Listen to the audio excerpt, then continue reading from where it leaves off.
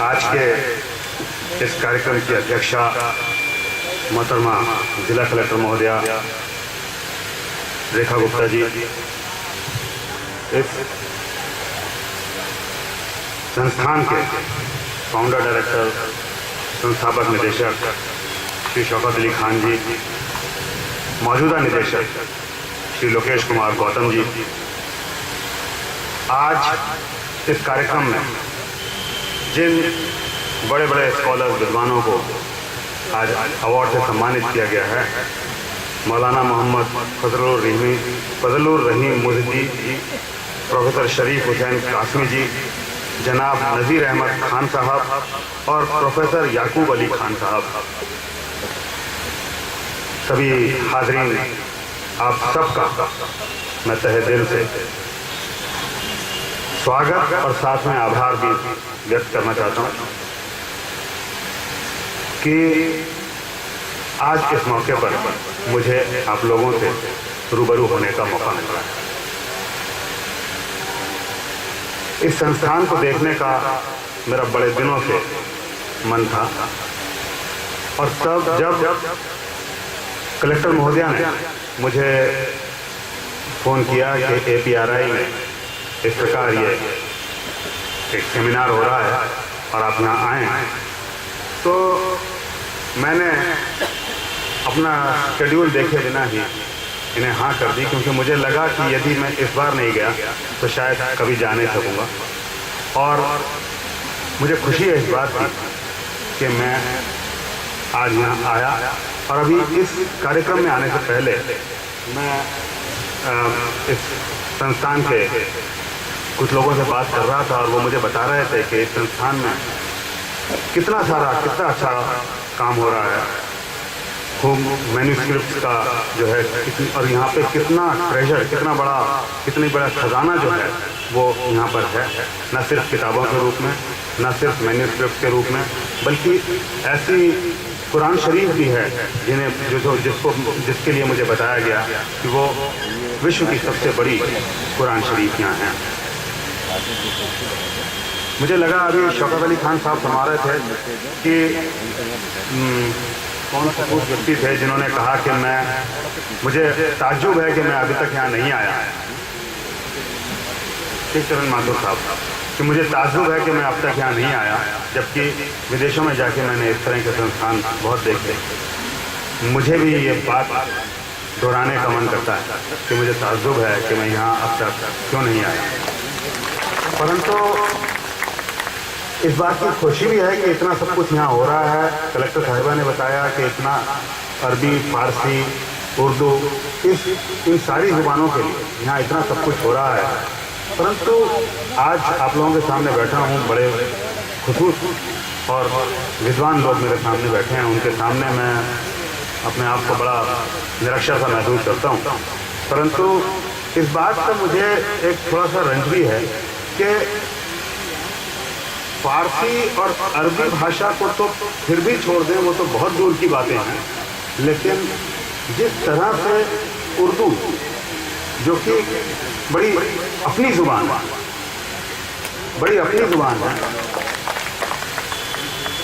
और मैं तो ये भी नहीं मानता कि उर्दू जो है वो किसी खास कौम की ज़ुबान है। ये बहुत ही गलतफहमी है, बहुत ही बड़ी गलतफहमी है कि उर्दू किसी कौम की ज़ुबान है। उर्दू वास्तव में हिंदुस्तान की ज़ुबान है, और लेकिन ये बात बिल्कुल ताली बजाने लायक है कि उर्दू हिंदुस्तान की ज़ुबान है, परंतु साथ साथ इस बात का भी मुझे थोड़ा सा रंज होता है कि हिंदुस्तानी ज़ुबान होने के बावजूद उर्दू अपनी महत्व धीरे धीरे खत्म होती जाती है। ये बहुत ही ना, फारसी और अरबी की तो बात बहुत दूर की है। फारसी तो मेरे वालिद साहब थे, वो बोला करते थे, और वो उन्होंने पढ़ी भी थी, और वो अभी भी थोड़ी बहुत समझते लिखते हैं, परंतु मैं तो खैर सोच भी नहीं सकता फारसी के बारे में, लेकिन उर्दू के बारे में मैं ज़रूर सोचा करता था। परंतु आपको ये जान के आश्चर्य होगा कि जयपुर में आने के बाद मुझे उर्दू बोलने वाले किसी भी कौम में नहीं मिली, किसी एक कौम में नहीं, न हिंदुओं में, न मुसलमानों में, न किसी भी कौम में। और मैंने उनसे कहा भी कि पता तो इतनी शीरी जुबान उर्दू, लेकिन आज धीरे धीरे धीरे धीरे धीरे धीरे हम उसको खोते जा रहे हैं। तो मेरी तो आप लोगों से यही गुजारिश रहेगी कि ये जो इंस्टीट्यूट, ये जो संस्थान आज यहाँ बना और जिसे RORI से 1978 में अलग करके एक डायरेक्टरेट बनाया गया था, उसका मुख्य मकसद भी ये था, खास मकसद भी ये था कि इसमें अरबी, फारसी, उर्दू पर खास जोर रहे। वो खास जोर रह तो रहा है, लेकिन वो सिर्फ शोधकर्ताओं के लिए रह रहा है। कुछ खास 5, 7, 10, 15, 20 हो सकता है 100 लोगों के लिए रह रहा है।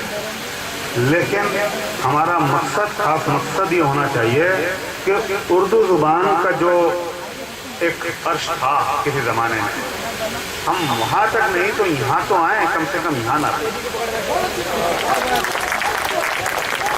और अगर ये संस्थान उर्दू को वो जगह दिलाने में सक्सेसफुल होता है, वो जगह दिलाने में सफल होता है, तो मैं समझता हूँ कि ये संस्थान अपने ईजाद होने का जो मकसद था वो पूरा कर सकेगा। वरना जो काम कर रहे हैं वो तो बहुत अच्छा है ही। मुझे इस बात की बहुत खुशी है कि ये इदारा, इसके बारे में मैंने इतना कुछ सुना, आपको इतना कुछ सुना। मेरे अपने जो सीनियर अधिकारी हैं उनके नाम आपने लिए। बनोद साहब ने इतना कुछ किया, पांडे साहब ने इतना कुछ किया, और मैं इन सबको जानता हूँ, ये सब मेरे बड़े हैं, मैं इन सबसे आशीर्वाद देता हूँ।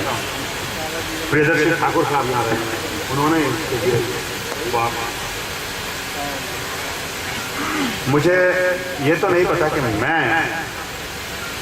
इस संस्थान के लिए कितना कुछ कर पाऊंगा। मैं अभी काफी साहब से कह भी रहा था कि मुझे पता नहीं हम कितना कर पा रहे हैं इन जुबानों के लिए। शायद बहुत ज़्यादा करने की ज़रूरत है, परंतु सरकार के साथ साथ इसमें जब तक आवाम नहीं जुड़ेगा, जब तक आवाम की इच्छा नहीं होगी, इस अंदरूनी इच्छा नहीं होगी इस जुबानों को पढ़ने के लिए, इन जुबानों को सीखने के लिए, इन जुबानों को बोलने के लिए, तब तक सरकार कितना भी कोशिश करे, ये ज़बान जैसे संस्कृत की जो हालात हो रहे हैं, वही हालात धीरे धीरे धीरे धीरे धीरे धीरे फारसी के और अरबी के तो करीब करीब हो ही गए। मेरा मानना यह है, अगर मैं गलत हूं तो आप मुझे सही कर सकते हैं, लेकिन उर्दू के भी वो हालात हो जाएंगे जो कि हमारी दूसरी भाषाओं के हो रहे हैं। ये आपका इदारा है, हमारा नहीं। आपने बिल्कुल ठीक कहा, ये आपका गुलशन है, हमारा नहीं है। आप सबका गुलशन है, ये आपका चमन है, हमारा चमन नहीं। परंतु इस चमन को इस चमन को उतना ही बाहर, क्या कहना चाहिए, मैं मेरी इतनी अच्छी उर्दू भी नहीं है, अफसोस है, मुझे कोई बोलने वाला ही नहीं मिला, क्या कहते हो इतनी अच्छी होती कैसे हो जाती। लेकिन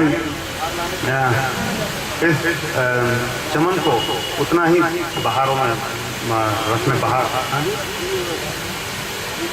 हाँ, तो आपकी जिम्मेदारी उतनी ही है जितनी कि सरकार की। मैं तो कहता हूँ आप अपने बच्चों को, अपने यंग जनरेशन को, नई पीढ़ी को इन जुबानों की तरफ जोड़ें, इन जुबानों की तरफ डाइवर्ट करें। वरना जनाब आली, आप तो अब आप और मैं कितने सालों के, बुरा मानने की बात नहीं है, बट 5, 10, कोई किसी के 10, किसी के 15, किसी के हो सकता है आप लोगों के 25 हों, लेकिन उसके बाद इन जुबानों का क्या हाल होगा, ये तभी संभव है जब हमारी नई पीढ़ी इन जबानों से जुड़े। और ये इदारा तो इतना अच्छा बना है, इसके लिए मैं बस एक ही बात कहना चाहता हूँ कि ये खुलूस मोहब्बत की खुशबू से तर है। खुलूसो मोहब्बत की खुशबू से तर है, चले आइए ये अदीबों का घर है। तो साहब ये अदीब बने रहें, आप लोग तो अदीब हैं, लेकिन ये अदीब बने रहें, इसके लिए आपको और मेहनत करनी होगी। और ये अदीबों का घर तभी बनेगा जब ये अदीब बने रहेंगे। बहुत बहुत शुक्रिया, धन्यवाद।